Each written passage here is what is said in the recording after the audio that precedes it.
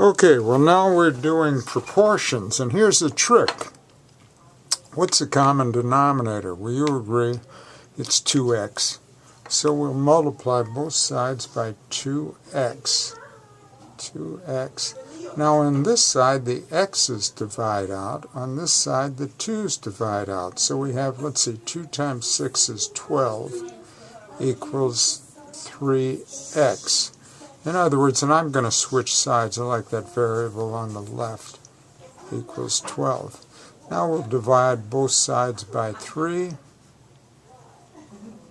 And notice we have x all by itself, and 3 goes into 12 4 times, and that one's done.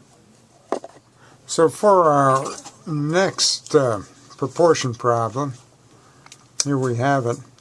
What we'll do, we want to get rid of these fractions, so we'll multiply both sides by the common denominator, which is 4 times the quantity, m minus 4, and 4 times the quantity, m minus 4.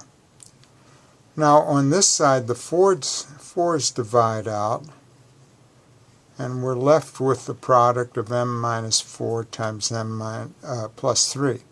On this side the m minus 4's divide out, and we're left with 4 times 11, which is 44. Now this m minus 4 times m plus 3, we'll FOIL that out, and the product of the first two terms is m squared.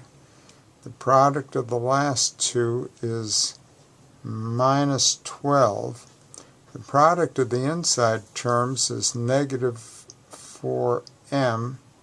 The product of the outside terms is plus 3m, and that equals 44. So now when we simplify this, adding like terms, we get an m squared minus m minus 12 equals 44. Now we'll subtract 44 from both sides, so we have m squared minus m. And let's see, minus 44 minus 12 is minus 56, which equals 0. And now this is going to factor. And we get an m and an m.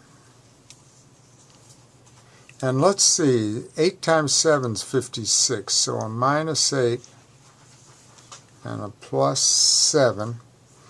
And now, what are the solutions to that? What values of m will take that to each one of those to 0? So negative 7 will take that factor equal to 0, and 8 will take that factor equal to 0. And so those are our solutions. Negative 7, and now here's our final proportions problem.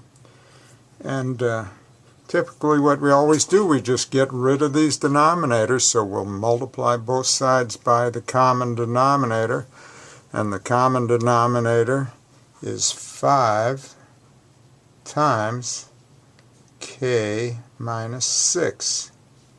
5 times k minus 6.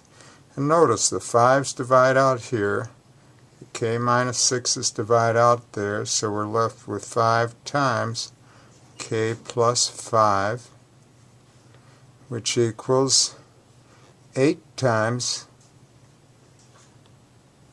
k minus 6. Now we'll multiply these out, so I get 5k plus 25 equals 8k minus 48. And now we'll get all the k's on one side, everything else on the other. So we'll subtract 8k from both sides. So 5k minus 8k is minus 3k, which equals, and 48 minus 25 is going to be minus 73. Well, our final step is to divide both sides by negative 3. So then dividing both sides by negative 3, we get k equals 73 over 3, and we're done.